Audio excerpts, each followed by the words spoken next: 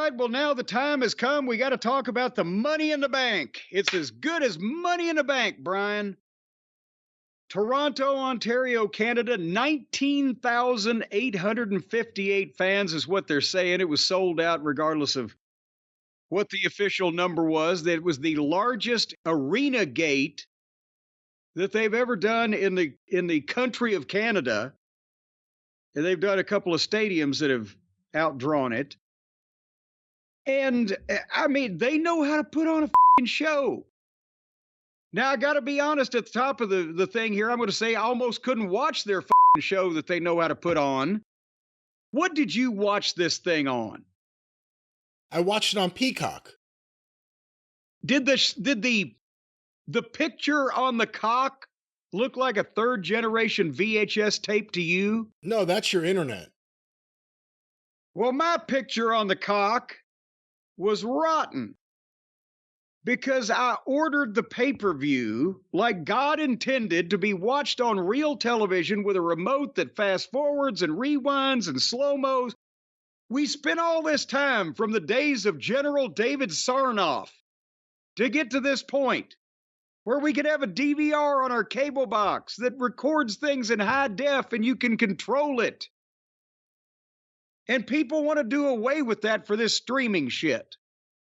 So I order the pay-per-view, and for once, because, and I will expose your business, Brian, you had a family birthday to go to, frivolously just paying attention to your family instead of coming and recording with me like normal people should that care about their goddamn profession. Actually, I didn't have to go there. I was the host. It was here last month. Well, it's even worse. You were right there. That's right. But nevertheless, so I had a day to absorb this thing. From Saturday night, I could record it and watch it on Sunday at my leisure and skip through the 10-minute in between the matches where they sell us stuff and blah, blah, blah. And I go and I sit down to watch the pay-per-view.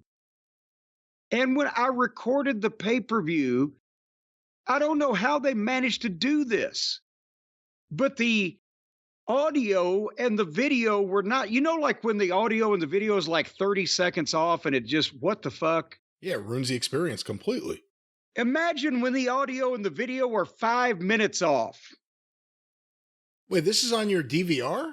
This is on the DVR of the pay-per-view, on the pay-per-view channel. How the hell did that happen? I've never heard of that. That's what I'm at. The entrances for the first match, the Money in the Bank men's match, I was still hearing America the Beautiful or whatever was being sung. And it was like that. Fast forward through the whole goddamn, it didn't make it, it was completely unwatchable.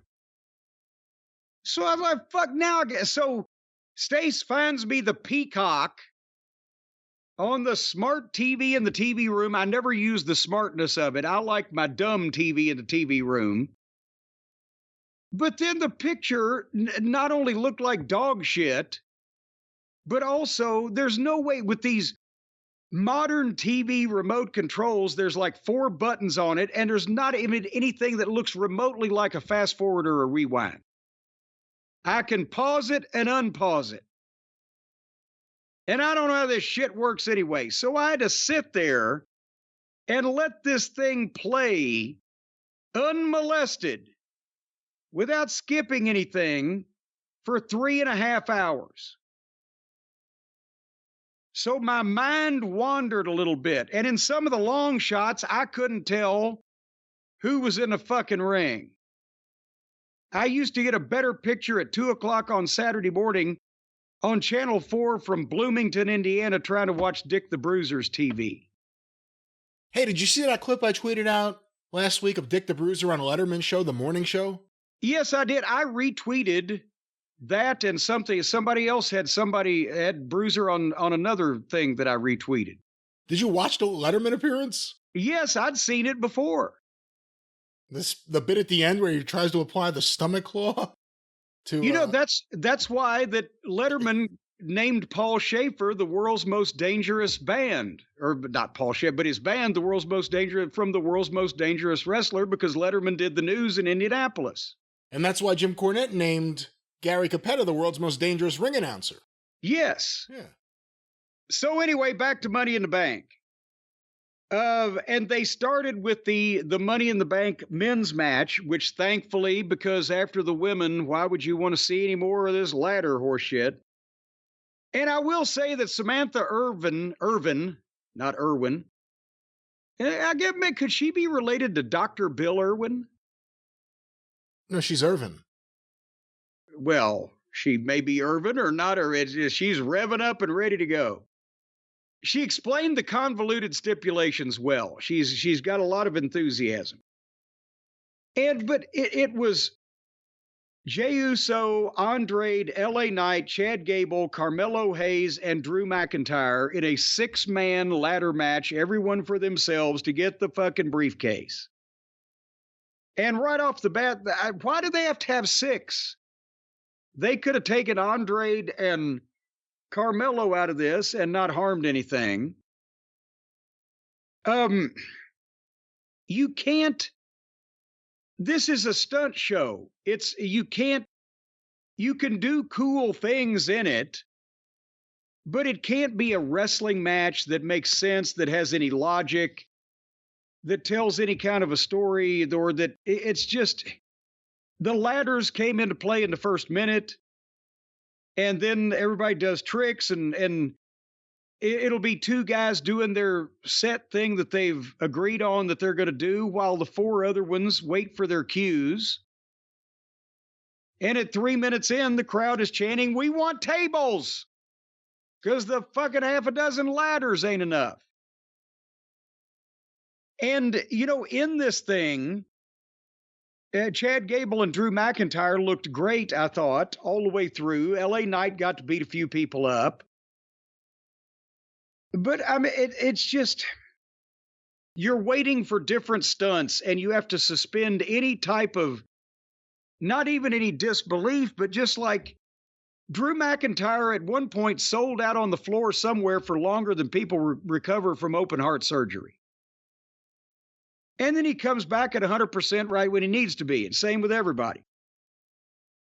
And then finally, at the end of the thing, they figure out a ridiculously, after everybody does everything to everybody, then each guy takes a bump on the ladder that is risking life, limb, in the pursuit of happiness. So they've got a reason to be out so that the last 2 guys can do the thing. And we knew Drew needed to win it, and we hoped he would win it. And it was a good little finish they did, where Gable had got up there and was hanging from the cable when Uso turned his ladder over, so he stuck up there, and then he dropped, took a hell of a bump, and bounced up and got speared. So he's out, and then Uso climbs the ladder and has his hands on the briefcase, but Drew grabbed one of the ladders and kind of used it like a cue stick and knocked Uso off the top of the ladder, and then he climbed it and got the case. So it was a nice finish, but God, this has become so ridiculous now with the ladder matches, and they're so dangerous, and it's a stunt show, and that's all you're watching for, and I'm just, bleh. What'd you think? Yeah, I mean, it was run-of-the-mill as far as these ladder matches go. The one later in the show is really the one to write home about and write to other people about, too. It was really the one to complain about. That's why I'm saving it. But Drew got the win, and it played a part in a bigger story. He was the right guy. Yeah. And I guess for a Money in the Bank show, it was a fine opener.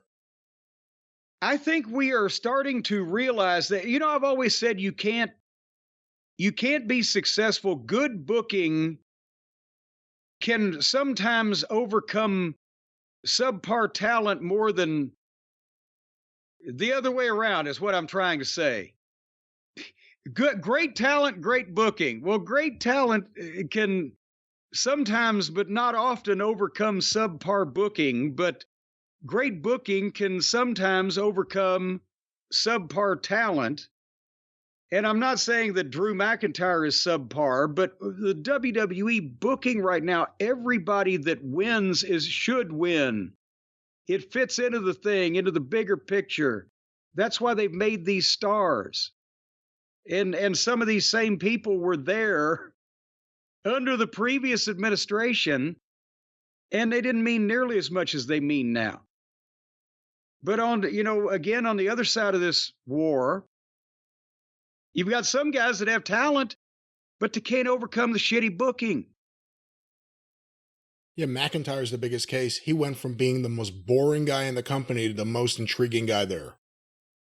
Well, and sometimes it's just letting people actually act like adults and real instead of the scripted dramatic bullshit. On the other side, they don't have any scripted shit to work with, and they can't come up with their own, most of them. It's feast or famine is what it is, Brian. But anyway, so Drew got the case, and that was the start of this event. Yippee! Next up was the Intercontinental title, the real one, not the one that Tony Khan made up. Braun Breaker against Sami Zayn. And I can't remember now. I didn't think. Did I think or did I not think they were going to put the belt on Braun when we talked about this earlier? I think you did, but I am not in any way certain. Well, nevertheless, with this match and the way they did everything, I'm glad they did what they did. Because I think they're wanting to establish Braun as a major player, but they're not going to rush it, and they don't want a Rocky Maivia-like kickback or blowback or whatever, like die Braun die or whatever. Even though he's a heel instead of a babyface, they don't want people to think he's getting it too soon. And Sammy is over in Toronto because I think, who was it? Corey Graves said that. How come anybody's from Canada, they're a hometown guy? Canada's a fucking giant country geographically, but they're very loyal. But the commentary that you can actually listen to on this program, by the way, they're pushing Braun perfectly. They're prepared. They've got producers feeding them statistics. They sell the talent. They don't sell mark shit about what somebody did in an indie show in Japan 10 years ago. They're selling the talent, and they're back, whether it's he hits the ropes at 23 miles an hour or he's fucking this or that or the other thing. They're selling the fucking talent. And Sammy's the perfect guy, I think, to work with a guy like Braun because not only being the underdog that's over, but he sells like a man. Since he was El Generico, I've said the fucking guy can work, and boy, can he sell. And he sells with his whole body. So he can be dish-ragged by Braun Breaker, and it's not like Braun's being unprofessional taking most of the match. That's the fucking point. And Sammy fights back with fire. So, and again, Braun has the heel attitude, the facial expressions, the body language. He's seen, and like I said earlier in the program, kind of templates of his dad and his uncle that he can draw from that, and he can he's his own guy and he can do his own thing, but the genetics are there. And he hit the Frankensteiner again where he runs up to the top and does the pose and the blah, blah, blah. And he's already getting the "this is awesome" chants from people. So anyway, they had a real good match in that respect. And finally, Braun went for that spear where he runs all the way around the ring. Sammy leapfrogged him again like he did the other day on TV, but this time Braun stopped and turned around and stopped Sammy again and did the deal where he clotheslined him over the desk. And it looked like he tweaked his knee, Braun, so I hope that's not the case. But then again, the strength, he hit the press and the power slam, but he ran into a kick. And as he staggered up in the corner, Sammy came with that big kick in the corner. Boom. Looked a little fucking firm. And surprised him with it, 1, 2, 3. And so Sammy's beat up and wore out, but he got it. And Braun's sitting there with that evil fucking look on his face. They didn't get lost. He was right there with everything the whole time. He's working up to, main roster level. So I like what they're doing. If they didn't put it on him here because they don't want backlash of too much too soon, but at this point, I'm starting to be convinced they've got a halfway decent plan for everybody. So I'm not going to get too upset. Yeah, good match. I was surprised by the finish. I thought they may belt him here. Sammy, in a lot of ways, and I think I kind of said this before, but it keeps hitting me every time I watch these two guys now. Sammy's like Moxley done right.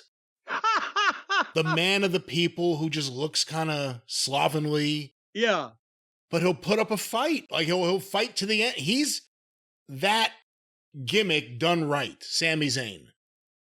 And good match. Now, I saw what if Sammy went to the Gracie Jiu-Jitsu Academy and came back a grappling master? I would believe it maybe a little bit more with him, actually. Than Moxley, yeah, you got a point there. He's a better promo. He could at least tell me more about it. But good match. And we'll see where they go with Braun Breaker. Like the Steiner brothers. Steiner's got the world titles from the Freebirds early on, but then they lost them almost right away to Doom. And then they were always chasing. I mean, they got the U.S. tag belts from you guys, not the world tag belts, in the summer of 90. So let's see where they go with Braun Breaker and how long it takes for him to get there. And did you see the Sammy promo afterwards? I'm trying to think. Sammy, probably not. He did a really, really, really good promo afterwards, putting over Braun. And I'm not going to start quoting it or anything because I'll mess it up. But I was hoping you had seen a really, really good promo. I may have stepped out of the room because this thing was just running in the background in some instances. All right, the next segment was the surprise segment where they bring somebody back from their past, and it turns out to be the biggest star of modern times.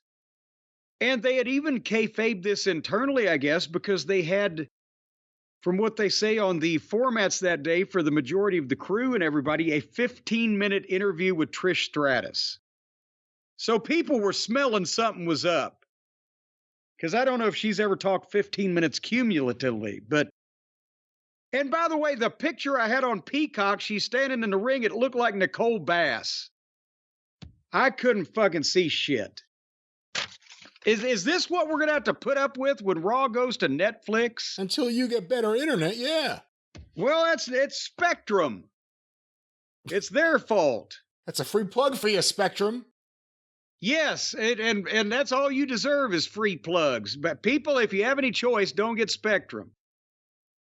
So anyway, Trish starts out by introducing my special guest. She made an awkward allusion to apparently something that happened when she was Cena's mystery partner or vice versa on TV, I guess, 20 years ago. Did it sound like anybody got it? I didn't get it, so I don't know if anyone else did. Yeah, so she made that awkward allusion. She introduced John Cena. He came to the ring. She handed him the microphone and left. It was perfect. And then, I mean, he gets a big response because he's a big star and because it was a surprise. But then I think he hooked him. He announced his retirement right away. And then he went into more detail. But I think he kind of hooked him there. Oh, shit, this is serious. Instead of beating around the bush about it. And then he went into his promo and he put the Canadian fans over big. And it is true. Even when WWE domestically has been soft, Canada, especially Toronto, has always, before the big turnaround in the 90s, we were still doing Raws in the Sky Dome in Toronto because they couldn't get to people in you know, the smaller building. So he put them over and he says he's going to be there when Raw goes to Netflix. But the 20, which I bet probably was maybe a deal sweetener. But the 2025 Rumble is going to be his last one. The 2025 Elimination Chamber, which we know sets up WrestleMania, and the 2025 WrestleMania. But I mean, he does He does a great fucking babyface promo. He thanked the people for their support. They chanted, "Thank you, Cena." He got emotional and thanked them again. And apparently the tagline of his retirement, not even tour, but his final dates is going to be "The last time is now." Yeah, the tagline is, "This Hollywood thing's really working out." Well, that too also. A P.S. Hollywood is beckoning. But I think they kind of, he may have had to jump in and hook them at the start, because then I heard afterwards they had the "last time is now" t-shirts on sale in Toronto at the building before his promo. So they may have had a slight clue. But at least he's not gonna stick around till he's fucking ancient. And he does have other options, and he wants to remain somewhat special in people's memories. So and I think that's going to be 25 years. So why not? We've seen it in baseball a few times. It happened a few years ago with Derek Jeter, Yankee great. When he retired, he announced it before the season. So every time he went to a town, it was the last time he was ever coming to that town. So even if you never cared before, you may care now. And WWE, you said it'll be his last WrestleMania. He said during the press conference he's retiring at the end of 2025, not at the end of WrestleMania. So that means that's 1 year on top of everything with the bloodline. Anything with CM Punk or Drew McIntyre, anything with anyone getting elevated or signed or returning from injury or whatever it may be. Beyond all of that, The Rock returning, they're going to have 1 year of booking the last time John Cena comes to a town in multiple towns. They're on fire now. They may, I mean, it's extraordinary. No one's done that because, again, no one really retires. So you got to be careful. Terry Funk announced multiple retirements. I went to at least one of them. Yeah. But if he's really going to retire, and I believe him, a retirement tour is a brilliant thing for them to do. And even if it's only, 6 or 8 of the pay-per-views at this level of the game, that's tens of millions of dollars potentially on the table. And the TV ratings through the fucking roof. See, with AEW, everything with Sting was about the pay-per-view, even though they would kind of say it on the way there. This is his last time he'll be here in Greenville or whatever it may be.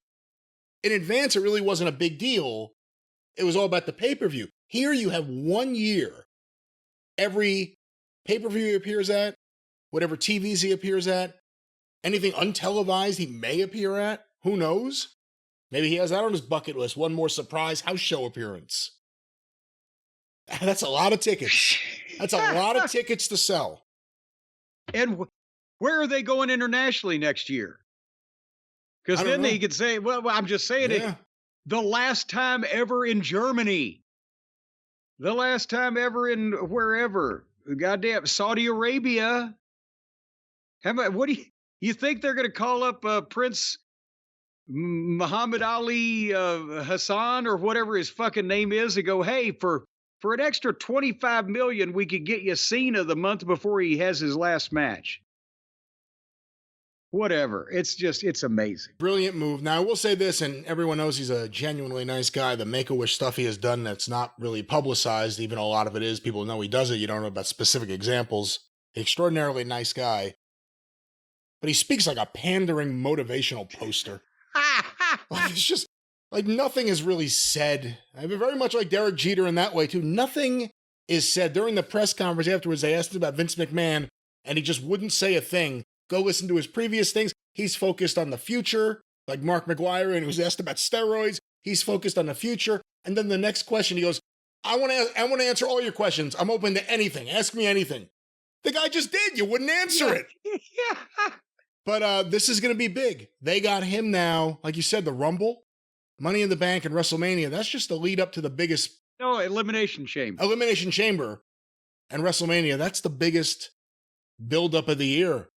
The run from the Rumble to Mania. You can have Cena in the mix there. Well, but now SummerSlam is a stadium and 2 nights. So next year, I'm sure it will be too. So that's bigger now than WrestleMania used to be. And there's matches to be had, think about specific matches. They asked Punk about it during the press conference. There's a match. Punk versus Cena, a big history. One more match would be a big deal. Punk versus Randy Orton. Maybe the same thing.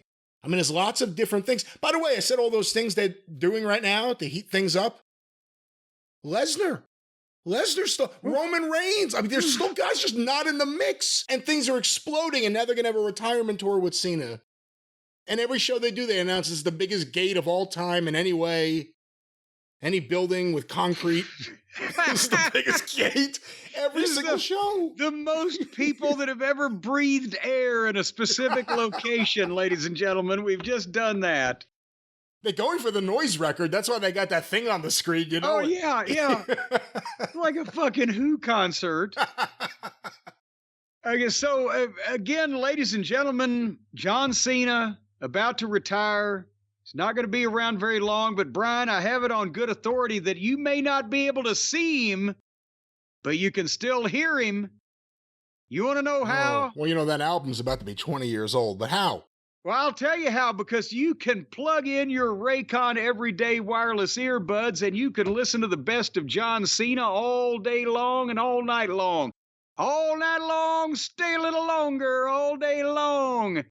You can do it because the Raycon everyday wireless earbuds, they not only sound like real life, is this real life? They sound like it, but also they've got the 32-hour battery life now on these new upgraded models. And so you can actually play them longer than a day is long. Longer than a day is long. Only time will tell if they'll stand the test of time. It's a good one, Ringo. Longer than a day is long.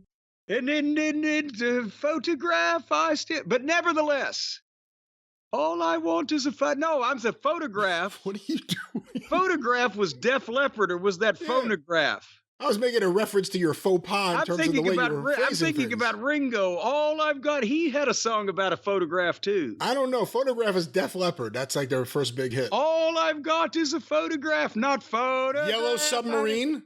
We all live in one. But anyway, the everyday wireless earbuds, folks, they've also got the quick charge function, the ergonomic design to fit that wide range of ears. As a matter of fact, even if you've got earlobes like an elephant, an African one, not the Indian one, have the tiny little shell-like ears, they'll fit you.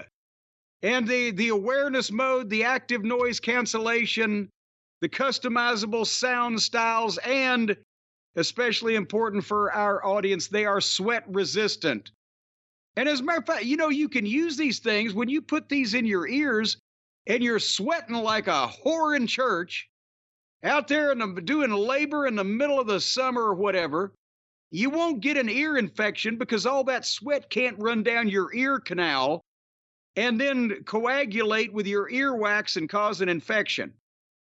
It's effectively performing a blocking mechanism. So I guess if somebody was to come up beside you and spit the side of your head, it would keep the spit from going down your ear canal also. So these things are a good way to avoid the spread of communicable diseases.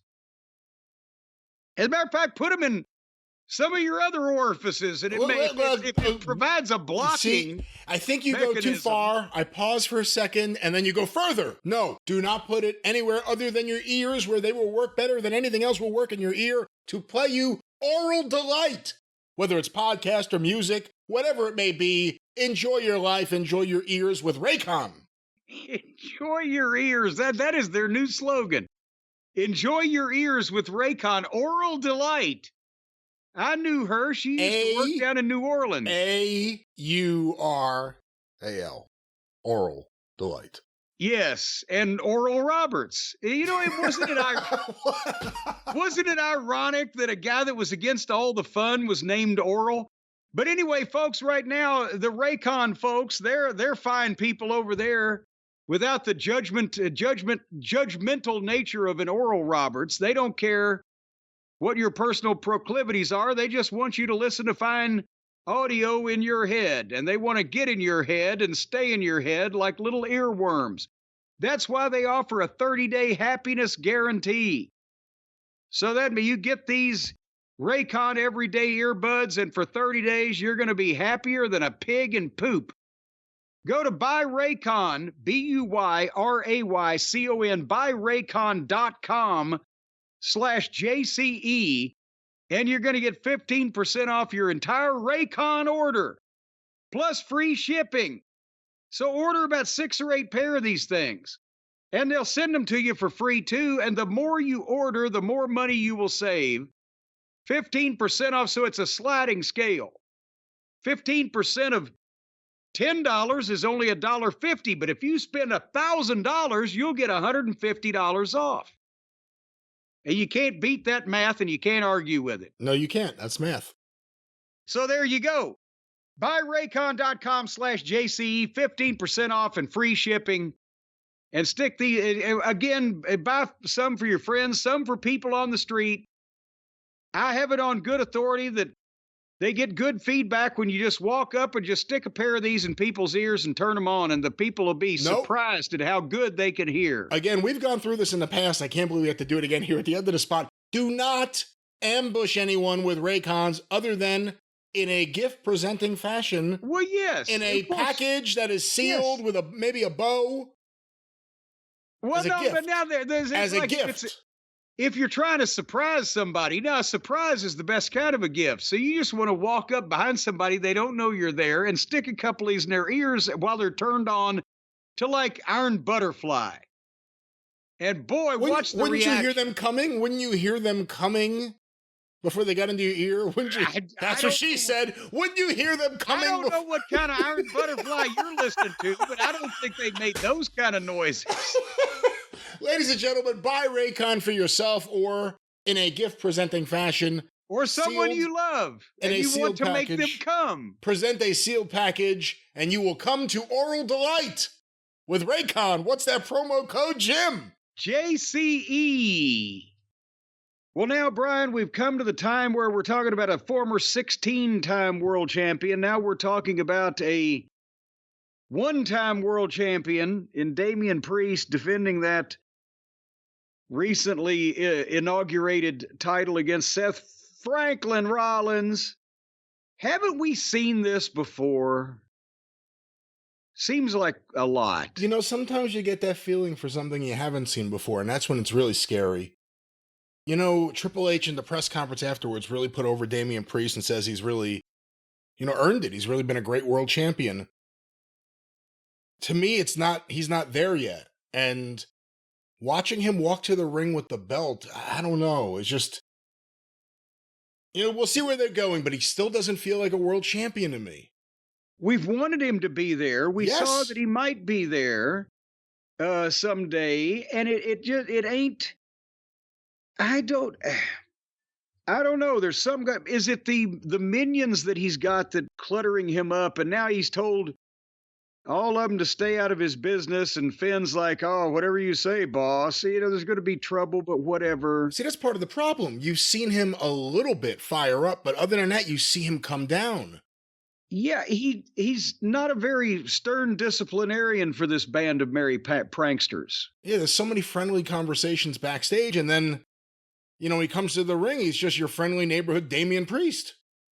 We've seen him. He kind of rolled his eyes and held his nose and bore up under R-Truth's silliness, which is not like, can you see Stone Cold thinking a guy was cute and putting up with, no, it just, I don't know. But then also the matches, well, there's a couple of things here, and I don't know what was going on with one of them, but the way they had to work this, they teased from the start that McIntyre was going to cash in on Priest like Priest did to McIntyre. And they said Seth and Priest are the only two men to ever cash in the Money in the Bank at WrestleMania. But they opened at 100 miles an hour in such a hurry, it was like they were just doing stuff to do it. And then it would be the pattern where they do a lot of quick shit, and then they just stop everything and like, expect Drew or look for Drew or call for Drew. Like one time Seth started calling Drew, come on out here. And then he did 3 dives in a row. So, and then, at one point, I kind of zoned out because they're going so quick and it's just doing stuff. But then Seth hits the stomp and some kind of shit and gets a 2 count on Priest, and then stopped and started daring him to get up, get up, get up forever. It was like, I was wondering if Priest was going to get up. Like, is he hurt? And then as soon as he gets up, he just gives Seth the razor's edge. And, but, in wrestling school, they used to call it 0 to hero, instantly. And then it slowed down.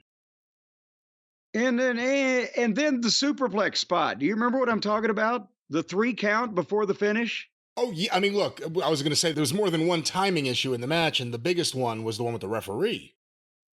Well, it wasn't really his fault. Because first of all, the thing where they do a great superplex, but then Seth is one of these people that has to do, and that you used to see it on the indies. I yelled at a couple guys in Ring of Honor, I think, for doing it. They'll do a superplex and then hold on to the guy and then pick him up and give him the Falcon Arrow, the fucking arrow. And then make it even worse, to kill the superplex, the guy will block the fucking arrow and give his own fucking arrow.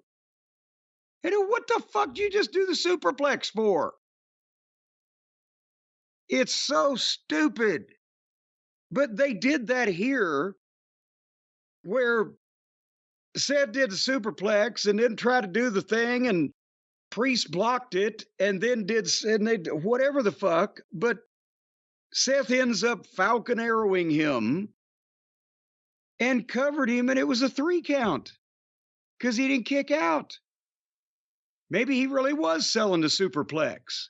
And the referee counted 3. He had to. And everyone saw it.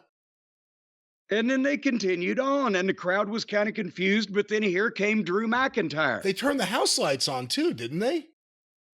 Oh, yes, that was one of the things that apparently the lighting guy was going by his eyes instead of his fucking format. Instead of his IFB. They're going to cue the lights. Somebody's going to say that. And they turned the lights on, so the people really thought that was it. But, to me, I think the referee held up and did not count to 3. He just sweeped it at 2.9, but it was a 3 because nobody moved and they turned the lights on. So then people are like, So you say it's not the referee's fault? Is it Damian Priest's fault? Well, yes, he didn't kick out. And the referee, you always hear they say, they tell the referee, call it like a shoot, and under normal circumstances, but in the goddamn, with the import of this match, the fact that neither one of these motherfuckers was supposed to win, I can understand why he held up, because, it would have fucked everything up. But did Damian Priest have the wind knocked out of him? Did he not hear the first count and think it was still 2? That's what I can't figure out. But they destroy the superplex that is the biggest bump to give somebody else another pissy little bump because it's fancy. And then it fucked up anyway. And then here came Drew. And now we got something. He cashes in. It's a triple threat match. And he DDTs Rollins. And then he kicks fucking Priest. And then all of a sudden, here comes CM Punk. And not involved in the match, but there's no disqualification. In this case, not lazy booking. At least it worked for him for once.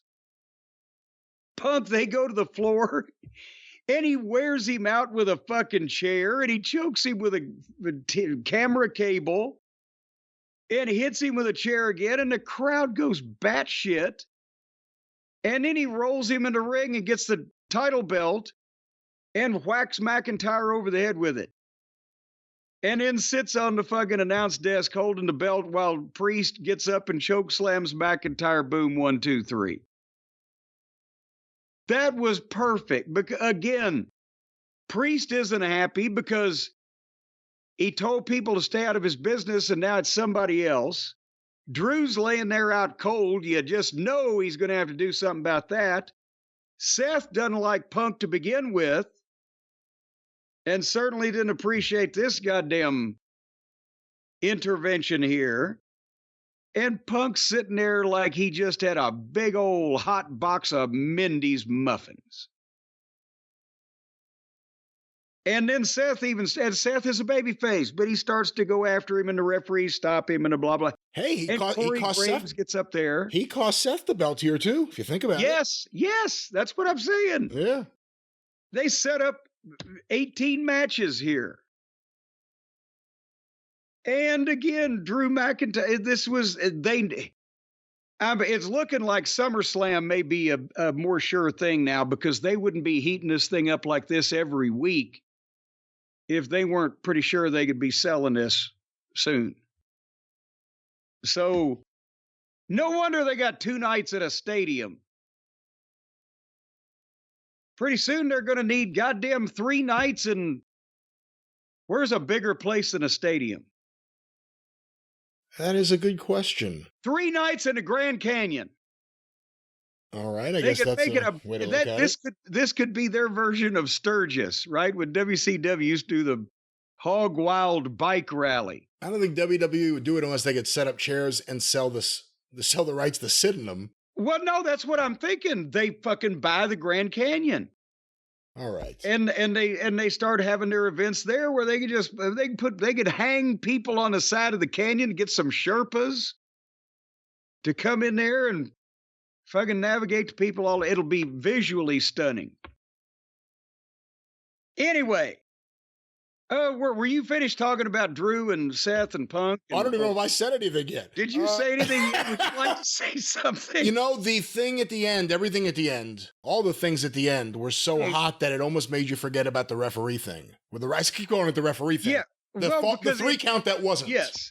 At least it happened right after that, so it took their mind off of it completely. They didn't have time to get confused. Too bad. You know, the stuff with the bloodline is so intriguing, but to me, feud of the year, the feud I'm most into is CM Punk and Drew McIntyre.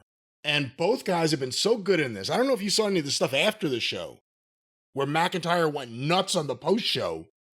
I did. I'm sure we'll catch up with him. And Adam Pearce got physical. And now he's been suspended in kayfabe because of his behavior. So we'll probably see clips on Raw before we're recording right now. Raw is after we are recording. We rephrase that. And then Punk was at the press conference. Wait a minute. What day is this? Raw, it isn't too far from Raw. We never get a chance to where we talk and then we watch. But go ahead. But I thought everything there was great. And again, you still tease everything with Punk and Rollins. They're really good now at teasing long-term stuff and having it pay off. So we're going to get Punk and Rollins at some point. And Drew and Punk don't even have to wrestle until the match. Let them do shit to build it up. They've now established these guys hate each other so much that they keep doing these things, and they're all believable. It's never like, I ran over his dog, or I showed up at his house and held his wife hostage. Like any of these things we've seen. Does either one of them have a baby that could be terrorized? Let's save that for AEW. That's kind of their thing. They may have a trademark or a copyright or something on that. But great finish to a good match that completely, if this thing hadn't happened right away, the 3 count thing could have really poisoned everything. It was about to go south because it hadn't been that far north to begin with, but they got through with it. And Punk and McIntyre, though, right? Feud of the year. What feud has been better than that? And because it's 2 individuals. With the bloodline thing, it's an ongoing deal. You spread the credit around, a lot of baby faces. This is two guys focused on each other. And McIntyre, he's been just a revelation as this. Like you said, he has legitimate reason to be pissed off, but you still don't like him because of everything he's doing.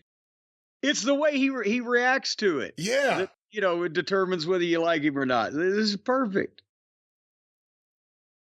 But then, Brian, we went from the sublime again to the ridiculous. Or as Corey Macklin would say, as ridiculous. I mentioned that because of the streaming on the cock, I couldn't figure out how to fast forward this shit with any. I couldn't figure out how at all on this television, much less with any accuracy. And the picture was so shit, so I didn't want to monkey with it too bad. It might turn into a kinescope next. So I just let the thing play out in real time. And so it was on the screen. I was listening to it as the next match came up was the women's Money in the Bank ladder match. And surprise, surprise, ladies and gentlemen, this is not something that I was in favor of. And see some of my comments about the men's ladder Money in the Bank match, six-way extravaganza. It's not, they have gotten completely away from the point of a wrestling match to the extent that the thing that these things have to do with wrestling is they're held in a wrestling ring and wrestlers are performing them. And I want to say at the outset, I understand what the young ladies are trying to do. They know that they're now more than ever in this company where they can have the potential to make untold amounts of money, but they're also deep, they have a deep talent roster with all these superstars, and the guys are, main event fucking level up and down on these premium live events, and they've got to do something to stand out and try to get over. And many of them are inexperienced in terms of being on the main roster and blah, blah, blah. So they're trying to get by. Oh, watch what I can do, Ma. And that's generally when the kid winds up taking a trip to the emergency room. Well, watch this, Ma. But they're trying to get over. I don't blame them. They're being allowed to do it. They're being booked in something like this, and then it's being tolerated. But it's good, not good for it's good for the fans that want to watch people do stunts. And maybe sometime they should do a championship ladder stunting on pay-per-view, and you could have male and female division and just let everybody do stunts off of ladders and don't even worry about ringing the bell and starting a match or what. Just watch this shit. And that would be, but it's not good for the business because you not only have the bumps in this match were so ridiculous that humans shouldn't live, much less 150 or 130 pound girls or whatever the weight of the girls were. And because they were trying to outdo the guys. But it's bad for the business, and it's also bad for them because somebody is going to break their fucking neck or their back. And it's not necessary. The people were like, wow, bang, kapow, zowie right there. But in 6 months or 3 months or 6 weeks, when they've watched another fucking 40 hours of television and 2 or 3 more pay-per-views with people taking bumps off of shit, what the fuck? They're going to have the effect of this when they're 35, 40, 45, whatever. If somebody doesn't get carted out now, and I guarantee you, Brian, if I'm lying, I'm flying, and my feet ain't left the ground, somebody, male or female, could take one of these goddamn suplexes off the ladder onto another ladder and paralyze themselves. And if it didn't look like a cool bump visually, people would not even really pop on it because they've seen so many. It's numbed people, the people in the stands, that this shit actually hurts and is very, very high risk because the furniture can't work with you. And they think because everybody does it and lives and gets up and walks away and does more of it, that it's all just bullshit. But no, so they numb people to just seeing this and think, okay, there's a trick to it. Well, there's a trick to Evel Knievel jumping the fucking fountain at Caesar's Palace, but the trick didn't work right. And that's so the fans just accept these bumps now, and they go, ooh, but they have no idea anymore because they've seen so many of them, what they feel like or how dangerous they might be. And they're gonna, somebody gonna get hurt. And I don't remember who won. I don't care because it's ridiculous. Is that an unfair commentary at this point? I don't know. It's not unfair for you because you're consistent. So I can't say that. I enjoyed it, but I enjoyed it because no one really got hurt, and I got to enjoy everyone going right to the brink of getting hurt because some of this stuff looked dangerous. If it was an AEW, someone would have died if this match was there with their women's division like this. I enjoyed it. Now that you say you forgot who won, so did I, because I can't remember who was in it. See? Well, Taya Valkyrie. No, it was Tiffany. It was Tiffany. Oh yeah, Tiffany won it. Yeah, no, that was nice. And then Lyric Valedictorian almost got killed. That's who I'm thinking of. Lyra Valkyrie. She was greatness in terms of like almost dying but not dying.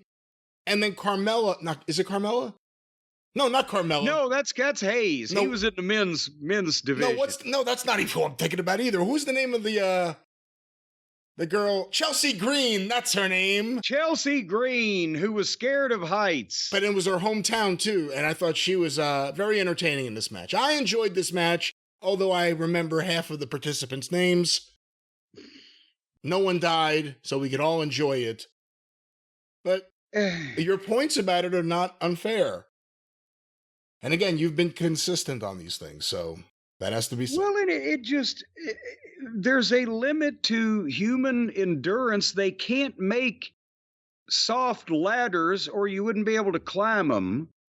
It's just gotten out of hand ridiculous. And, I blame the guys 20 years ago that had to start this path that led to these fans that were fans of theirs getting in the business but not losing the markish part of their personalities. And the companies who have tolerated it for the sake of, we'll fucking sell more tickets if these guys break their necks and cave their fucking faces in. But, and now having women do, what's next? The kids division? Ladder matches for the 10 to 12-year-olds. Let them fucking fracture their spines. Hey, because you've got children. Their bones are softer when they're young, right? That is correct, yeah. So if they break a few, they'll form back. They're not brittle like me. If I'd break into dust now, but you could let's start breaking the kids' bones. I'm pretty sure this would violate all sorts of laws and child labor laws and OSHA and CPAC. Well, but they'd be independent contractors. Right, but they wouldn't have the ability to sign off. The parents would, and I think the parents would be in trouble if they were signing off for their children to participate in Money in the Bank ladder matches. If you're 29 years old and the person you are an independent contractor for says, I'd like this motherfucker to suplex you off the top of the ladder through a table as the finish of your independent contracting, but that's the thing. Paralyzed. I wonder what would happen. But that's the thing. Are they being told do this spot, or are they saying, hey, we have the idea for a spot, or we want to do this spot? We want to show we could do this spot. Well, one way or another, the office is approving it. But I mean, I don't think anybody's going out there specifically saying, okay, we want you to take the crotch locked leg strangle off the top of the ladder. But they're saying we want you to get knocked off the ladder through something. That can be a vague but still specific request. And you know what else? Io Sky was in this, and Io Sky's pretty awesome, I have to say. Oh, good Lord. Good Lord, she's good. Whenever you've given her a chance, she's the one that you end up liking her matches, every time. Well, anyway, so Tiffy won. Tiffany. And then Tiffany and Trish. Trish and Tiffy did some shit backstage in the break in between the matches with, I would say, some of the phoniest acting that I've yet to witness anywhere broadcast past somebody's home movies. But that's just me. That match will be both ends of the 18 to 49-year-old demo. Well, they're coming at us from both ends, Brian. We got to be careful. But anyway, now we got to the main event of the evening, the six-man tag team match, the Bloodline versus the sort of team WWE, the big three baby faces there, Kevin Owens, Randy Orton, Cody Rhodes. And we've been waiting to see this thing, and it's going to explode, right? Hey, one day down the road, saying it now, what down the road, when Randy Orton turns on Cody, it's going to be big. Oh, and see, that's another one they got. Yeah, we didn't even think of that one earlier. And they can all, and Cody and The Rock. They've got Cody and Rock. They've got Gunther. Cody and Orton. They got Cody and Gunther. They've got, it's on and on. Yeah. The matches don't stop until the break of dawn. Anyway, so did you notice some of the announcing, some of the commentary at the start of the six-man tag when the heels made their entrance and came out first and etc.? Did you hear what they were saying? I heard some of it. You alluded to it earlier in our program about the strings they had to pull to get Jacob Fatu into Canada. That's here. Michael Cole said the WWE had to pull strings to get this dangerous man into Canada. And Corey Graves said he has no morality. He's a menace who ought to be locked up. Did I book this? Did I send them announcer notes? This seems familiar. It may be on the YouTube channel.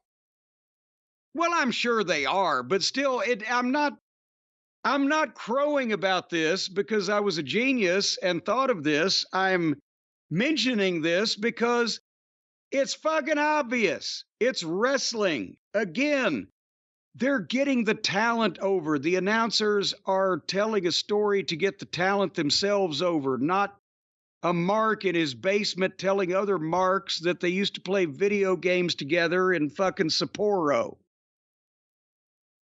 And that's it. And then also, did you see what he was announced at, size-wise? 6'2". Yes, and the weight? I don't remember the weight. 275. Now, the problem is when he was in with Randy Orton, if you really paid too much close attention, which a lot of people don't, then that means Orton was like 6'6" and fucking 310. But remember, I told you, Jacob, he plays bigger than he is. He seems bigger. You can say, I've stood next to him. I bet you he's 5'10". But he seems like he's 6 feet tall. And at the time I was working with him, he probably was 280, 290, something like that. But he's slimmed down for this because he needed to show his athleticism. But that doesn't mean they have to tell the truth. That's what I've been saying all along. They've given this guy this badass entrance at his screen and his debut, and he's laying waste to everybody. And he's allowed to do his shit, and they're talking about his criminal background and how dangerous he is, the good parts of doing that to get him over. And they're making him seem bigger physically than he is. That's how you get somebody. And his first WWE match is a main event on pay-per-view. But that's how you get people over, for fuck's sake. So this was not revolutionary on my part. It just makes sense. That's why so few people do it these days. And from the start, this was not the Freebirds and the Von Erichs in Dallas on the 4th of July. It was not until the end an exceptionally exciting six-man tag team match, but everything that needed to be done for business was done, and it was back and forth, and it was very professionally executed, but it wasn't the goddamn, the greatest match in the history of wrestling, but it didn't need to be because they were there for it, and it sold out the building, and the people were loving what was going on. They're chanting, "We want Roman." They're chanting, "Fuck you, Solo." I noticed that they pretty much started with Tama Tonga, and all the baby faces just kicked the shit out of him. Because they can't kick the shit out of Solo, he's the heat, and they can't kick the shit out of Jacob because he's the enforcer. So, and apparently they don't want Tonga Loa in the fucking ring. Yeah, we'll get to that. Ooh. So it looks like Tama Tonga is designated kick the shit out of guy. But then they did simple, and Jacob didn't do everything in his repertoire. There's still a bunch more to go, and that's great. But against Randy Orton, Orton gives him that draping DDT and gets up and starts to turn around for the fucking setup for the RKO, and Jacob pops up and doesn't sell it, and fucking Samoan drops him and super kicks him. That's again, that's all you need to do from a guy Orton's stature. No sell one of his moves and fucking drop him. He didn't have to fucking then take him out, put him through a table. Gets the point across. And Corey Graves had a great line. He's about Jacob Fatu. He said a criminal record was almost a job requirement in ECW, and Paul Heyman is scared of Jacob Fatu. And so, then they got a lot of heat on Owens. I think maybe too much. The crowd got, I think, a bit testy with seeing so much of it. He fired up to keep them going. But, that was the thing, is that I think besides using too many headbutts, Jacob Fatu was great. They've got Solo positioned as the guy that's got all the heat because he's the usurper of Roman Reigns' reign, to make a little pun there. And Tama is the fall guy in this thing, probably. Well, Tonga Loa eventually. And they didn't need to do much. They kept it moving. Cody did, all of his shit. And finally, Cody backdropped Jacob Fatu over the rail into the goddamn orchestra pit. But then Solo speared Cody, got a 2 count, and that's when they wiped out the referee. And Cody hit the crossroads, but there was no referee. So then Owens splashes Solo off the top rope, and Orton hits an RKO on Solo, but there's no referee. So Cody clears the desk off, and they go to powerbomb him, and that's when Jacob saves it.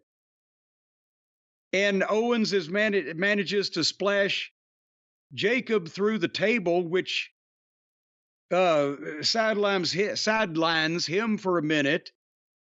Owens goes to pile drive Tama in the middle of the ring, and that's where Tonga Loa came from behind to interfere. And on a stationary target with an ass as wide as Owens is, he missed his nuts.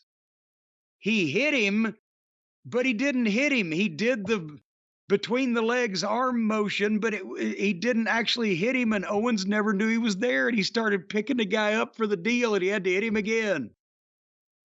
And it's like, And then Orton came out with 2 RKOs, but Solo spiked Orton, and Cody hit Solo with 2 of the crossroadses, but Jacob ran up to the top rope and flipped off and dove or body blocked Cody and hit the implant DDT and held Cody for Solo's spike, and then threw the referee in, and he counted 1, 2, 3, and Solo beat Cody. But Jacob did all this damage. He saves Solo from Cody, lays Cody out, holds him for the fucking spike, and then rolls the referee back in.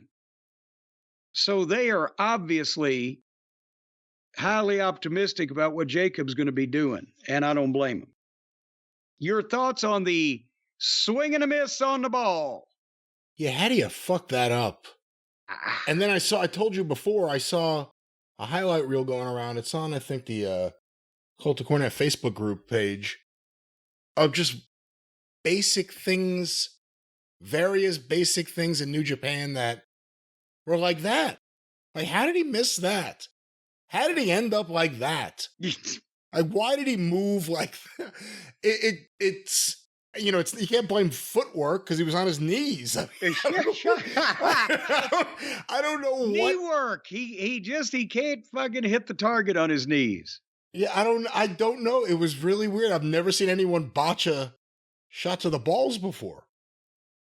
And I mean, obviously, you're not supposed to hit the person, you know, with any degree of force in the balls, but there is a variety of things you can do to let them know that you are there, and he did none of them. It was like Is this why he's the infamous Tonga Loa?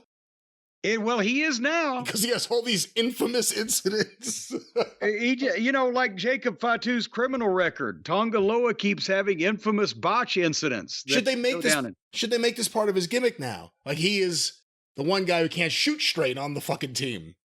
No, if this was AEW, I'm sure they would exploit that to the fullest. But I have a feeling he may be wearing a suit a lot more often in the future now that there's other folks that can handle the work in the ring. Maybe that's what pushed him over the edge to get Jacob. They were like, well, shit, you know, we better rethink this anyway. No, I think that, you know what, the fact that he's in the shape he's in tells me this has been a long-term thing. Remember, his name was on the family chart, the family tree, when The Rock had that press conference before WrestleMania, and he's in great shape. The best shape I've ever seen everybody's name was on the chart. There are people who are goddamn, not even in wrestling, this name was on the chart, so they didn't all get hired. Unless, or did there's something, or did they? Dun, dun, dun, dun. And then I told the TKO board of directors my sister-in-law would make an excellent marketing rep. But anyway, so that was the excitement. A Solo has beaten Cody now. That's NWA champion booking back to the 1950s, 1960s. He's got a pinfall and a tag or six-man over the singles champion. That's going to heat that situation up. Cody's got all kinds of challengers for big matches on the horizon. No one kicks out of the spike. No. And nobody nips up after the Randy Orton DDT, which I was exceptionally pleased that Randy did that for Jacob Fatu.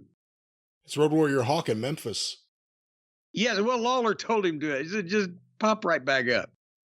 He didn't know it was going to become a thing around the world. That he would never stop that. He would always not sell a pile driver from that point forward. Lawler was like, I've got this he's been wrestling for 3 months. And he's fucking stronger than a goddamn fucking Ford truck. And I've got to get something out of this. So let's see if I can get something without actually having to have him hit me. But anyway, Jacob Fatu comes out a bigger star. There's heat on all kinds of these matches. It didn't hurt the baby faces to lose, on and on and on. Except for the attempt to paralyze 12 members of the roster with this ladder foolishness. You know, I thought this was, again, they're not giving them everything, but they don't have to. And they're setting records. But what they do give them, it means something. It makes sense. And their fans are loving it. And it's easier to watch than it used to be by a long shot. Maybe for these ladder matches, they could do something different next year, like line ringside with foam or, you know, those balls, like a ball pit. And then the fun is watching these big guys try to crawl out of it. It's hard to get out of those things. Well, yes, you turn it around completely and you say, we're going to make it safer. And now when they fall, they just keep bouncing and rolling. And it's like in quicksand and they're trapped. They're just bouncing all over each other. They can't be hurt, but they also can't walk. So if a guy's climbing to the top of the ball pit, but a guy's already made it back up to the ring, he can then jump from the ring into the ball pit, do his spot. Both guys are okay. Well, he could jump from the ring into the ball pit and bounce up and get the fucking briefcase instead of having to climb the ladder. So you definitely think trampolines under the ball pit? Well, I think you almost have to, don't you? I don't know, because then you create a situation, too, where once someone hits the ball pit, instead of just sinking, the balls could just start bouncing all over the arena. Well, then give the people baseball bats. Ooh, bat day.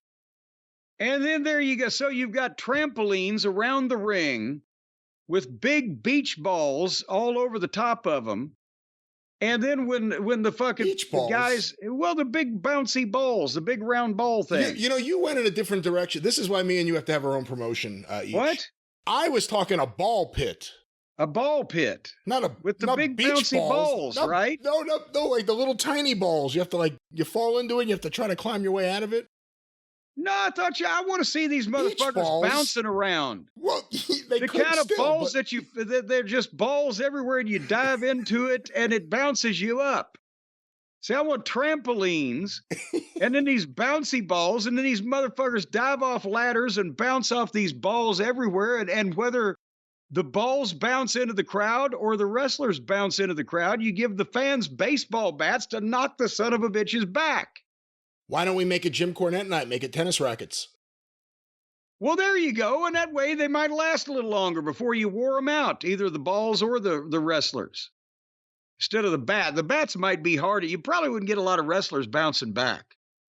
You know, a human body, once it's drained of blood, doesn't have the dribbling capacity. I didn't know where you were going exactly. Well, yeah, it won't bounce. Dr. Lecter, I didn't know where you were going. It kind of hits with a sick thud rather than bouncing back. So that, All right. Well, we'll see. Do you think that's something? I think it's something.